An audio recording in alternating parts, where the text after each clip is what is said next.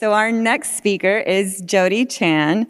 She is the Senior Vice President of Product and Strategic Partnerships for Chinafy, the premier China web performance platform.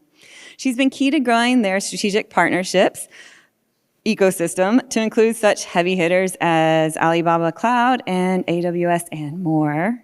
She's also a Women Tech Makers Ambassador, and if you don't know this, she is also a singer-songwriter, and you can check out her music online. Her name is Joya as well. her alternate personality. It's on your bio. It's true. It's true. I know. We chatted about it over coffee. But I'm really excited to learn about this topic because I personally don't know much about it, and I hope you're really excited too. So please welcome Jodie to the stage. Thank you.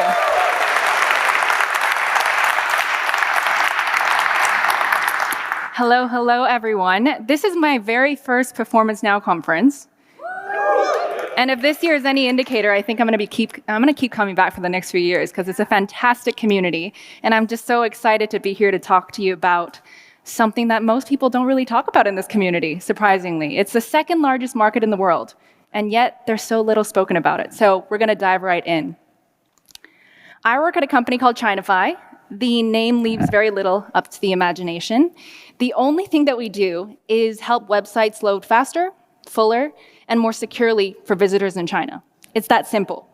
And surprisingly, in terms of our simplicity, there's actually a lot of complexity under the hood.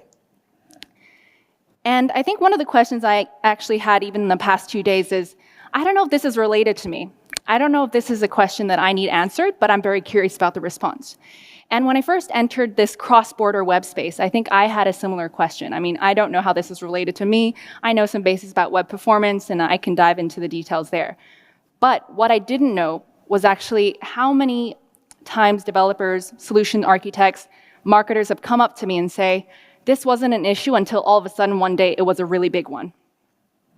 And I think some of the examples that I'd pull on is there's a university, may or may not be listed up here. There are several that I've worked with. And during the pandemic, they had parents who wanted to watch their children's graduation ceremonies, the few that were actually allowed to have a graduation ceremony then, and they could not access that page. And so the university actually had reached out, the international admissions teams had reached out, and they said, we need some help because this beautifully designed portal that we worked so very hard on could not be accessed at all. Other times we're talking about steel companies, we're talking about investor relations portals, and the list goes on and on. So my point all to say is this is very relevant to you, but you might not know it yet. And so just to have a bit of interaction to start, I ran this through web page test, absolutely love the tool, and thanks to them. How many of you think that this website would take, let's just say, 3 seconds to visually complete from Beijing? Show of hands. Oh, well, 1, all right. 5 seconds? 10 seconds. 20? Interesting responses. Okay, so I think what's really fascinating is that this website's beautiful. You should check it out. It seems like there's a lot of tips and tools about how to enjoy Amsterdam. When I put this through the test, I could have actually had a sword fight with Robin, turned around and had a sword fight with Tim, congratulated myself on the victory of both, and these were actually the results. So when we're running the test, what we have here is I run it through Beijing, obviously the capital city of China, which actually arguably should have really good infrastructure. You guys should be able to see those numbers, I believe. I've also put it through Singapore. So, you can make the assumption that just because the servers are a bit further away from the Netherlands, they should just be marginally slower. You can see the significant difference. The whole point is, look at the chart. It's very dramatic because it actually is in practice. And we've also looked at the total number of requests, and you can actually see it's quite common that the number of requests is significantly lower from China than elsewhere. And obviously, the film strips are always very nice. We often show this to clients because you can see there's nothing to see. And so what I thought was really cool when I go through mainland China, so I live in Hong Kong. I won't go into the details about Hong Kong being slightly different to mainland China, but the technologies that we use are very, very different. And when you go to mainland China, you can go to, let's just say, a small village on a farm, try to buy some vegetables to cook, and you'll see this 80-year-old lady coming up to you when you're trying to make a payment. She'll then show you her phone, and you offer to pay in cash. She'll probably say, I do not want your cash. Because actually the integration in terms of mobile payments, in terms of just digitalized as a society. So how is it possible that a society that is so advanced, so technologically integrated, has such difficulty communicating with the outside world? And so these are just some statistics. I think feel free to take a photo. I can share this later with you guys as well. But in terms of the consumer behavior, most people are shopping online. They're paying their taxes through a super app. I don't know about any about you. I don't do that myself. And they're obviously making transactions very quickly.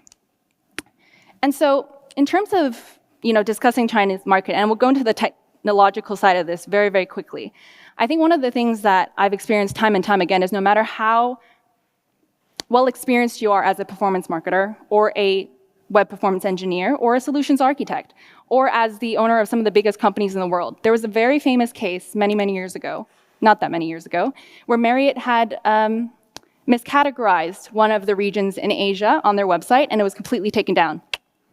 And it just became, a very big issue in which it actually instigated a lot of conversations about why isn't a website working in China and how to make sure that they do.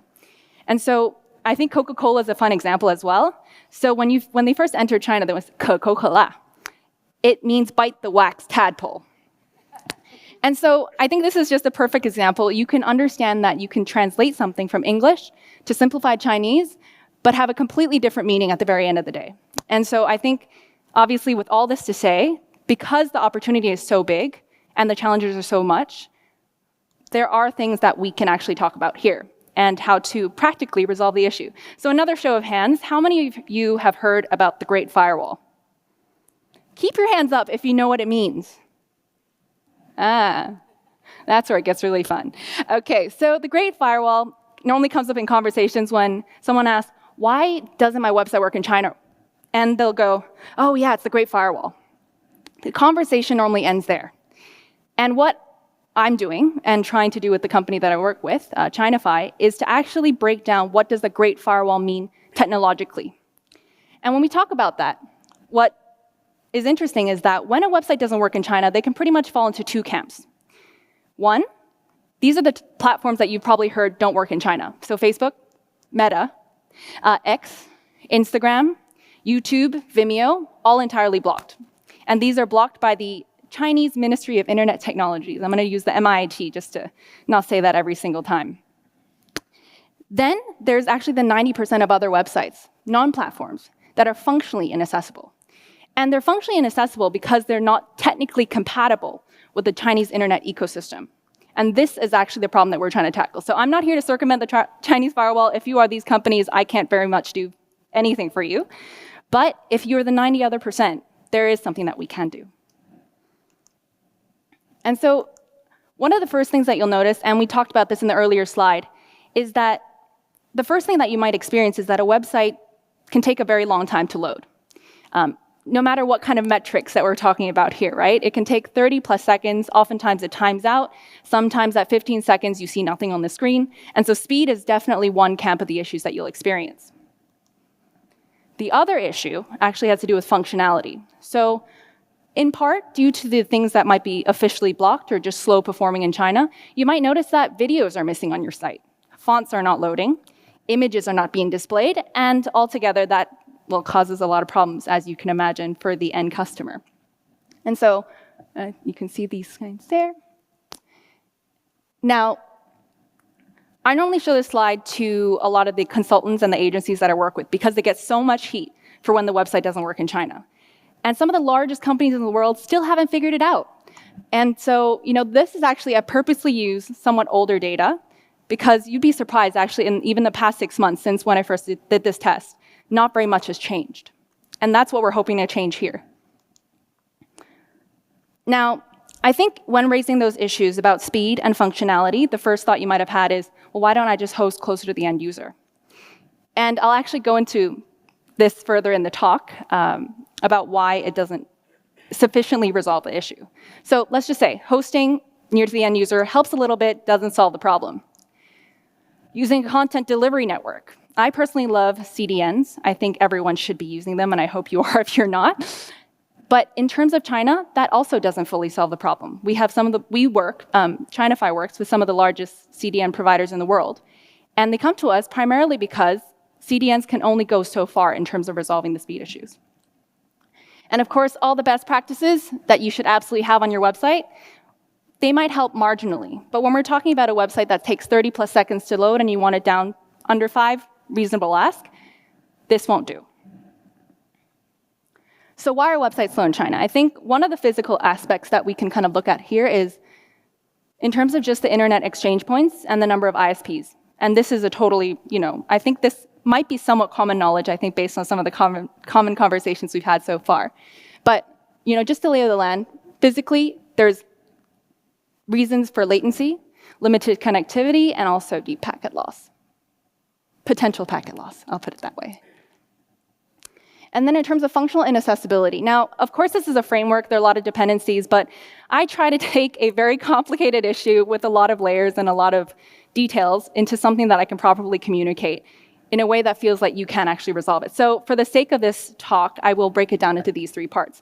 We will be talking about the network layer, a level, infra level, and the front end. So in order to make a website work in China, there was really only one approach, maybe about 10 years ago. And that was to essentially take a website that you've built, completely redesign it, host it into China, and oftentimes it's a much simplified website, so probably not using your favorite libraries, your favorite plugins. Very simple website, hosted in China, and then maybe using a local provider for a CDN. Now, this might make sense for some companies that have a physical presence in China, right? That want to launch and have, just purely serve the local market, and for all intents and purposes, have a separate team. Now, instead of just spinning up an AWS server and being easy, no problem, when it comes to China and you need to host something in China, you first need an ICP license. There are 2 types of ICP licenses. I won't go into how to apply for these because we could go on for a very long time. So 2 types of licenses that you need. A prerequisite to that is that you need a China business entity. Then you need something called a PSB filing. And then also you need local experts to make sure that you're building the website in a compliant way.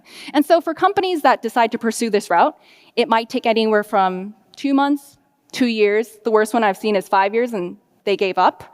And so the second option is somewhat, in between. What some folks might do is that they will actually build a simplified website, host it in China, and maybe use some tools to kind of resolve the most common issues, right? We're talking about the platforms that might cause something to be blocked. They might tweak that manually and then also tweak that automatically.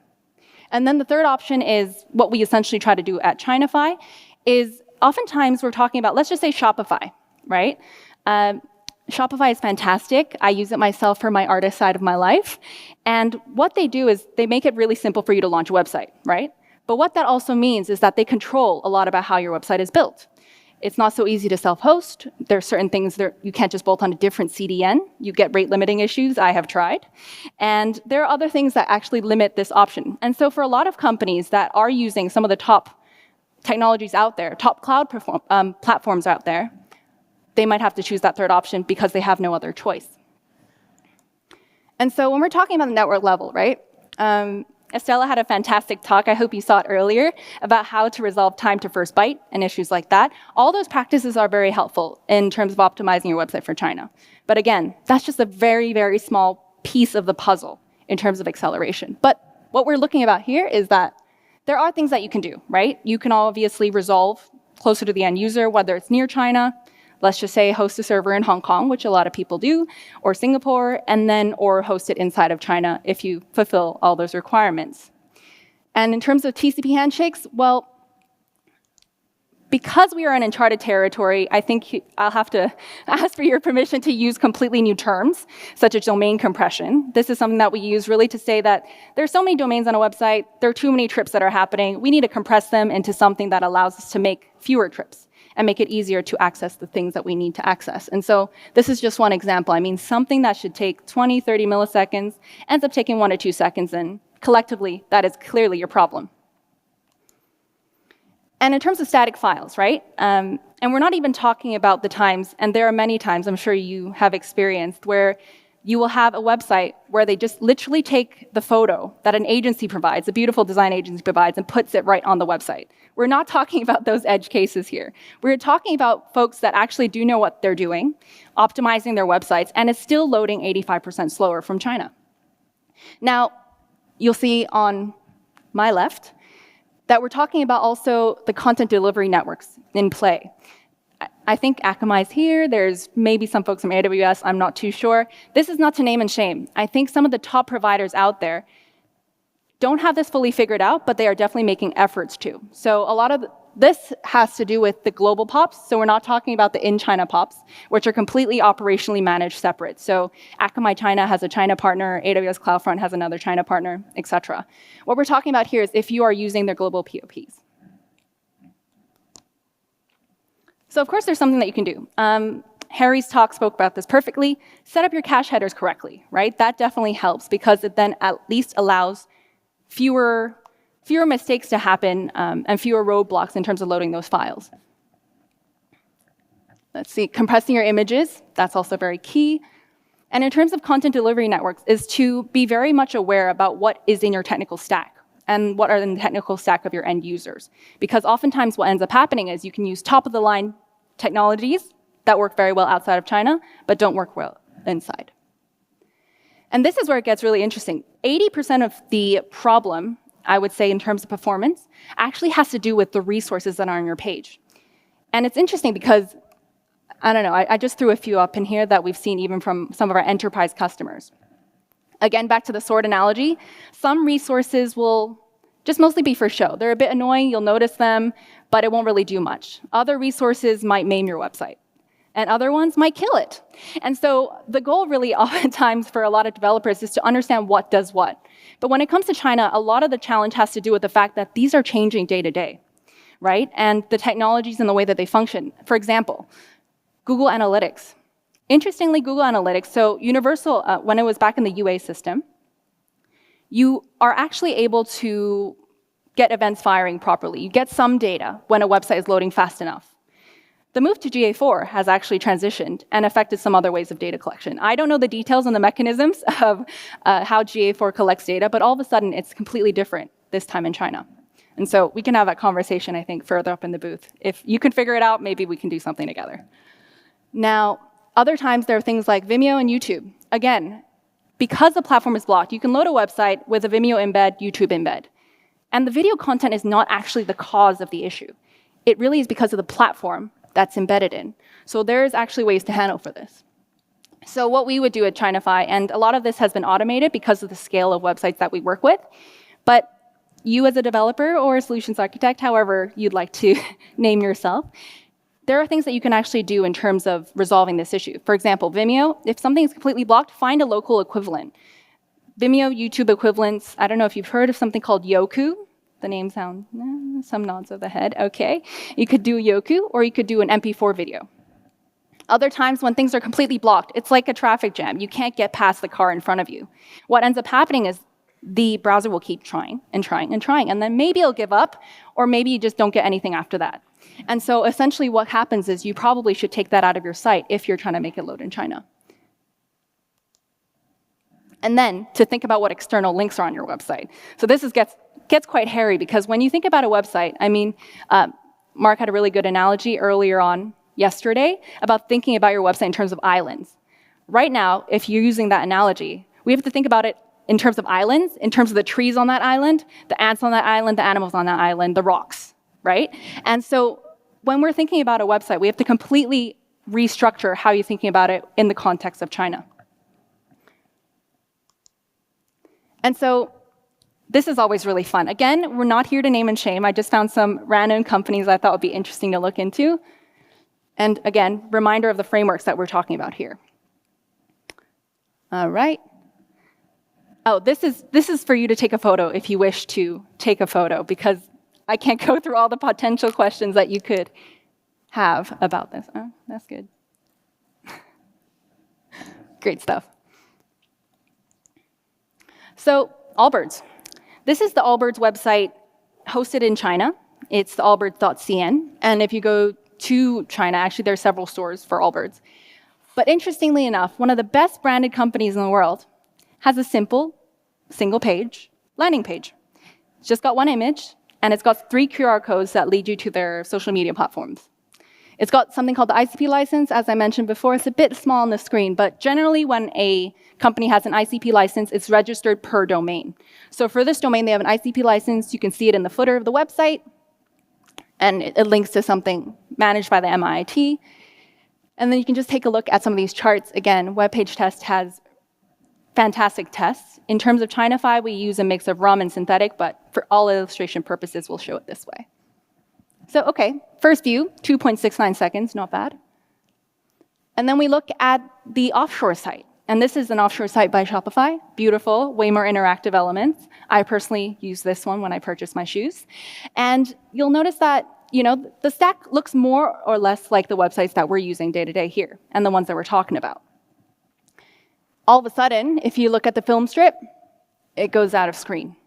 So this is a perfect illustration again, is that you can have a beautiful website, and if you're not considering the expectations of the end user in China, you might end up with something that doesn't work at all.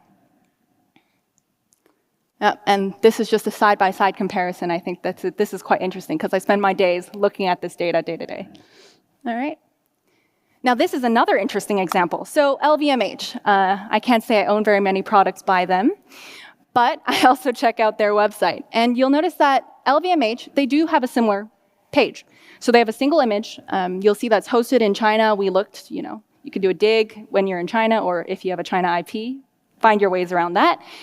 And then you can actually find, it's similar to the Allbirds website, but what's interesting is this time it links to another domain, a subdomain, cn.lvmh.com.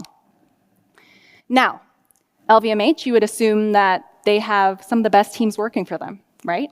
They have experts and they have a lot of budget. So what ends up happening, though, is you end up with a beautiful website that they've localized. So at least, you see it's in simplified Chinese.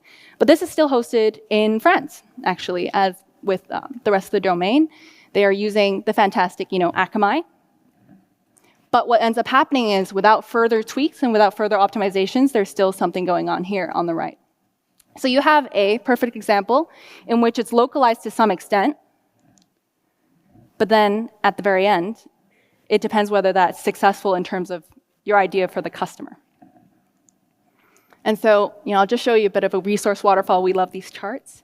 But what's interesting is when we're talking about China is what we're trying to investigate isn't what we can see. It's what we can't see.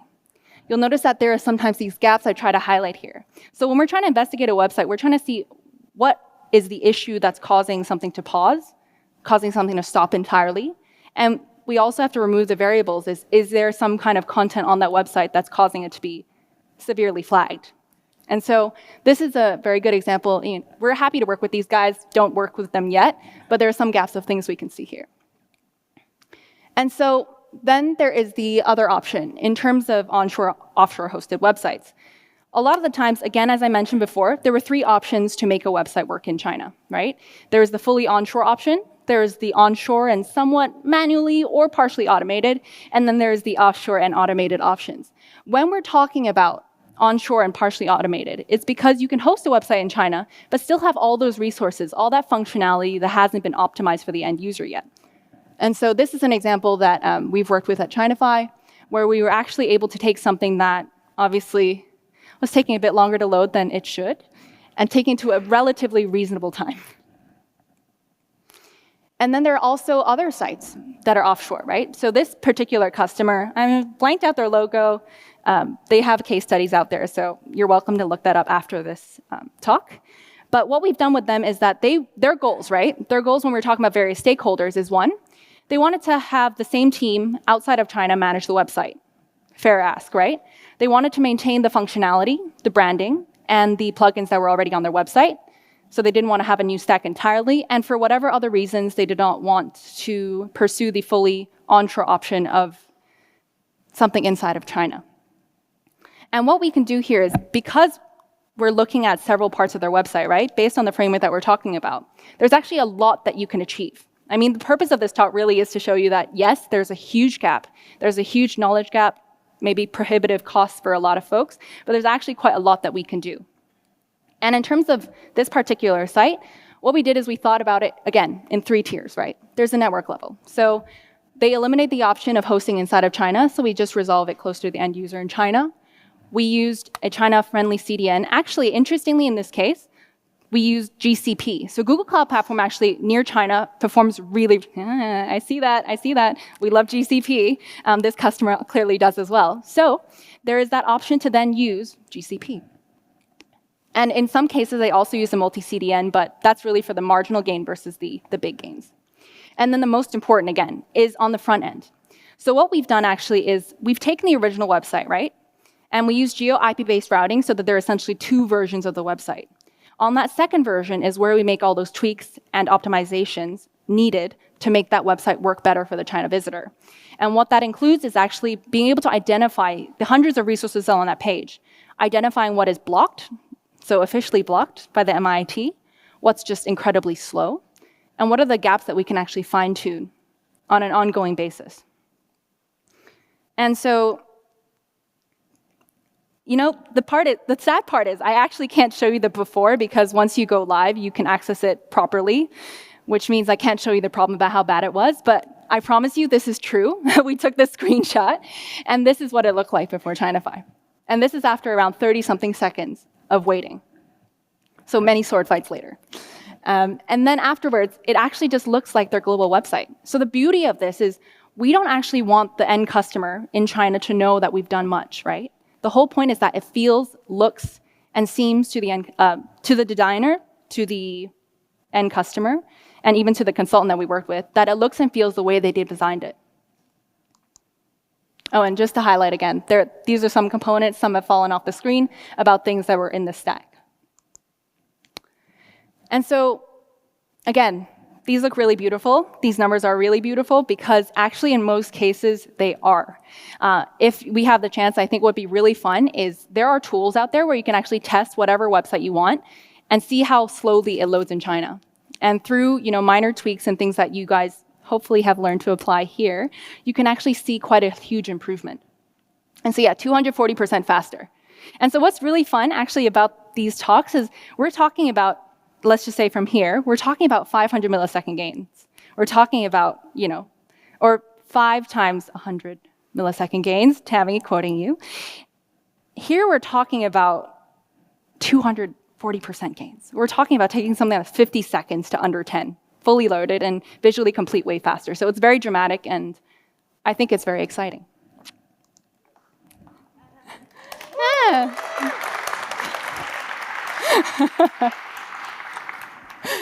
And so what I've attempted to do here is create this chart. Again, we are going into uncharted territory, making new charts and new terms up. So this is really just to illustrate some of the ways that you can approach this. I think one thing that is very important to remember is that the conversation with stakeholders have to happen very, very early when you're talking about web performance in China. Because one thing, and the first thing you'll note, is probably they'll ask you about budget. It is incredibly costly to actually make a website work in China, even in the ways listed above, right? I think what's a good example is, let's just say if you're using a CDN globally, right? You throw on Cloudflare, they've got plans. I think they've got they've got free plans. They've got very cheap plans, maybe at most a few $100s. Their enterprise goes up to $5,000. If you are using a Cloudflare China CDN, that's $5,000 per month. And that still doesn't resolve all the issues that we're talking about here. And so when we're thinking about resolving this issue, again, the first thing that we should do is engage the stakeholders. Know whether it's the marketers asking for this, whether it's the partners, and better yet, if there's investors in China asking for this, that really tends to move the needle. And so when we're talking about options here, though, again, every website is different. And in terms of the steps that you can take, depending on how many resources you have, how many tools you have at your disposal, there are different things that you can do.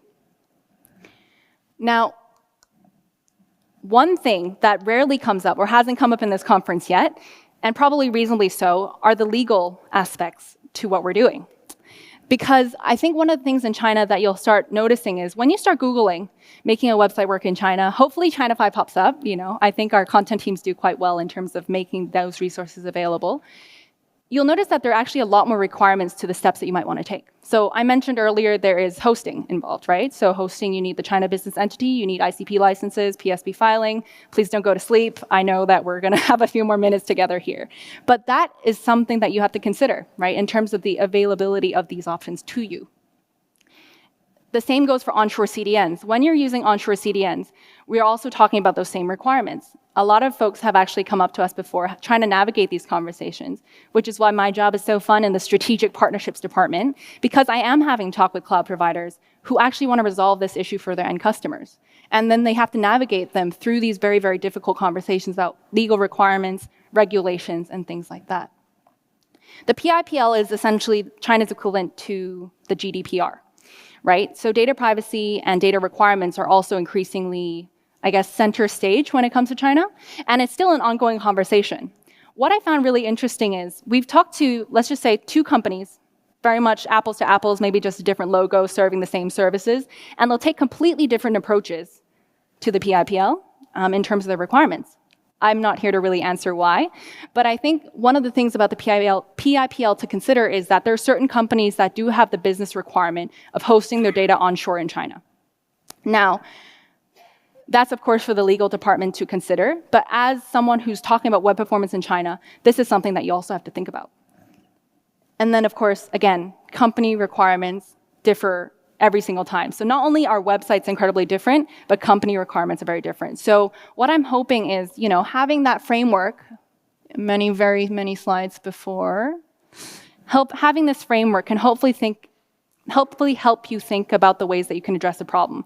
Say someone comes up to you, you can think, okay, these are the 3 routes that you can possibly take, and these are the 3 options that we might explore together. And you really do have to partner with your end users on this. Doop, doop, doop, doop, doop. All right. And so in terms of going the market in China, I think what we want to think about here is that entering the market in China is really a long-term game, right? And web performance in China, it's almost like you're moving the target every single time, right? Resources are performing differently day to day, most likely not day to day, but at least month to month, right? Years to years. And so when we are talking about web performance in China, I think you really should squeeze yourself into that conversation from the very start and stick with that end user, with the consultants, with the partners that you're working with, because it is something that they'll need your help on throughout their experience in China. Now, the first thing, obviously, is making sure that website is working. It's not too much to ask, but again, as we've explored today, there's a lot to go through. The second thing has to do with observation and monitoring. The tools that you are using, there are some fantastic tools out there. Web page tests, I've mentioned them before. You can also do a mix of RUM data. You can definitely also try to work with local agencies in China to contact users directly. What's quite interesting is, I personally, I don't always love talking to customers face-to-face. Sometimes I have to do it, but we try to enjoy ourselves as much as we can. But in terms of talking with testers, that's where it gets very interesting. Oftentimes when a website isn't working in China and we're working with them, they'll just say, something's down, you guys have broken our website, what's going on? The answers to that often are very interesting in terms of scenarios that you might not think about. One scenario is they might be switching in and out of a VPN, and all of a sudden, you don't know why their website isn't working. Their office Wi-Fi suddenly has issues entering and accessing certain websites of certain IPs. So all these things you kind of have to take into consideration before putting the fault on yourself, but oftentimes there is something that you can do.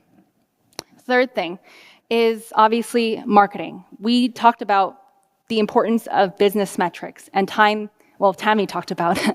I didn't talk about it this time, but tying your performance metrics to your business metrics. And oftentimes, when it comes to China, I think it's understanding that similarly, web performance has impact on businesses, right? If 1 second counts, every 1 second counts, every 10 seconds is incalculable.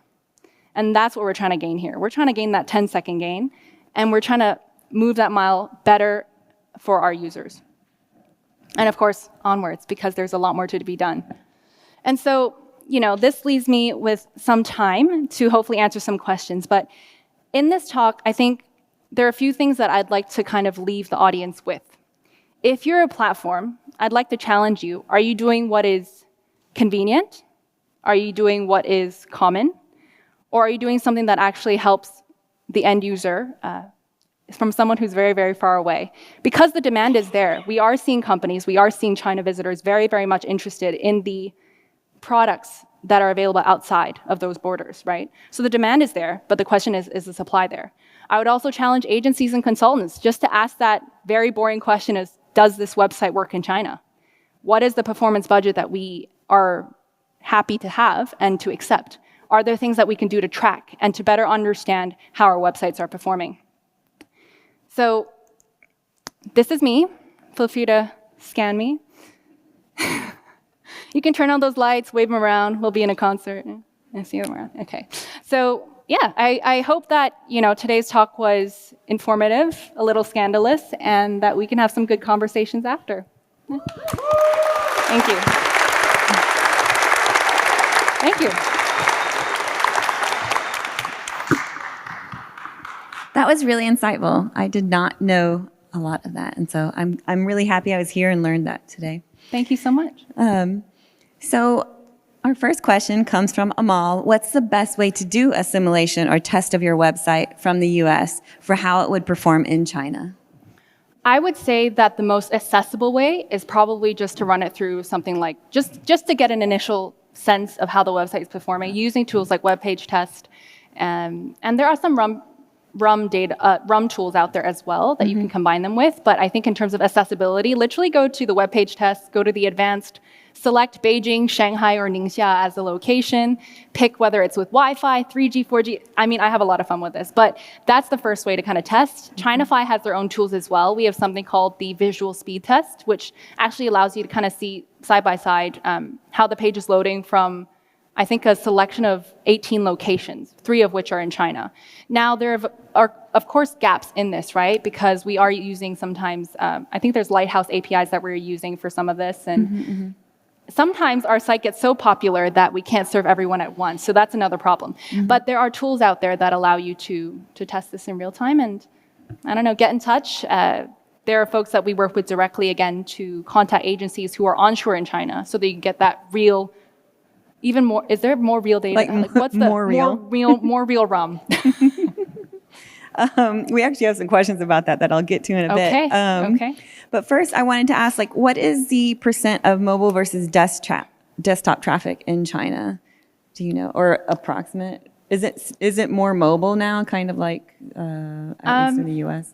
So I can't give you a specific number. Yeah. Google might have that answer for you because it is searched actually quite frequently. But the mobile usership is incredibly high in China. But what is interesting, I'd highlight, is depending on the company that you're working with or talking to, sometimes they might only interact really on desktop too, right? I was going to ask that. I was like, do we understand mobile device, the devices that are actually used in China well enough to be able to serve them well? Or do we fail in that department? Because I know most of your examples show desktop. Yes, desktop just makes for a bigger image, so I like to show that on a screen. But in terms of mobile user experiences, so one of the first examples that we often talk about is there's this term that's being thrown around when it's talk about WeChat, so China's super app. Some of you might have used it. Actually, plenty of people use it outside of China as well. So there's WeChat, and then they say there's something called H5, right? It's like, what is H5 development? It really is, I think, designing for mobile. And oftentimes, a lot of the websites if your website is responsive, it's a very good chance that you've already thought about the end user in China. Because if they're sending a link through WeChat and you've taken the steps to optimize it, you are essentially serving them an H5 mobile experience. Exactly. Cool. So, yeah, I think there's more that can be done, but the best thing to do is to make sure your website is responsive and to consider mobile as well. Awesome. What are the most widely used browsers in China, and how reliable is that crux data in China? Because Chrome might not be the most used browser. Chrome is actually still used quite a bit. I'm not going to show the list of the breakdown of browsers. I think you guys can Google that. But what I would say in terms of browser and search behavior is that when we're thinking about China is, for example, Google, right? There's the Google of the world, right? China has Bing or Baidu. And they have all these different search engines and things that are, I would say, I wouldn't say competitive, but just slightly similar. You can recognize certain behaviors, right? So a lot of people, if you're working for SEO on Google, when you're thinking about China, you really should be working on Baidu SEO. And so it's about roundabout way to answer. But if you have concepts that work generally outside, you can apply them as well for China browsers. Just like there's a Baidu Web Spider, so it's like webmaster tools in Google. If you could, I mean, there's some language barriers, I think, sometimes to using tools in China, but there are the tools out there, and it's just to consider that. Definitely. This question's a little hard. I think we had some language issues here, but I'm going to try to get it right. But how do we get reliable RUM data? Like, we have made the experience that most people have used the embedded WeChat or similar browsers, which are based on very old Chromium engines. How do you analyze field performance? That's something that I think we're also working on. I think oftentimes, if you want true accuracy, sometimes you do have to build your own tools. One of the partners that we have in Chinafy is Alibaba Cloud. So oftentimes we are using their tools, and there is to some degree reliance on the tools that are available, the limited ones that are available. I think one thing that is important to recognize is that these tools can be cost prohibitive for a lot of folks, right? There just simply aren't as many, and it's very costly to keep these alive. So what I would suggest, again, taking a step back, is to do a mix of synthetic, a mix of RUM tools, and then also just, again, to engage people who are in China themselves. Yes, exactly. I think some of these questions are similar, but we'll go ahead and cover them. One was, are there core web vitals in China? Does Chrome work and collect data? Part of that was answered, but I think we can kind of get to, like, what are those metrics that we can use if we're not necessarily on the latest Chrome, like if it is from another browser, what are maybe some of those other metrics we can use? I think DOM complete is something that's quite telling. You can kind of look at time to fully load, DOM complete, things, LCP as well. I think whatever you're using from a conceptual standpoint, I think is to understand that, at the end of the day, China users are not that different from users outside the world in terms of their expectations, right? So when a page visually completes, I think that's something that we use personally, just because for us, the most important user is the end user, right? I know companies, oftentimes they want to know how many visits are happening on the page. They want their analytics tags to fire, which sometimes happens or doesn't happen, right? So we tend to use things that are further up on the resource waterfall chart, such as, visual complete, LCP, things like that. Cool. Well, I think some of these are a little bit ones we probably already answered. Okay. So I'll go ahead and wrap it up now, unless you had any final thoughts. Final thoughts? I think we should all have a conversation. I think so. I think I'd be very curious to know your experience in terms of China web performance, and especially, again, if you're in the platform space, or if you're a person who's working with clients who might have an interest in China. I think we should have a conversation about what we can do better as, people who are trying to bridge that digital divide, not to take Matt's title, but to bridge that digital divide between China and the rest of the world. And then also just to see what we as a community of web performance experts can do better. Awesome. That was amazing. Thank you so much for your time. And everyone give her a round of applause. Thank you. Good stuff.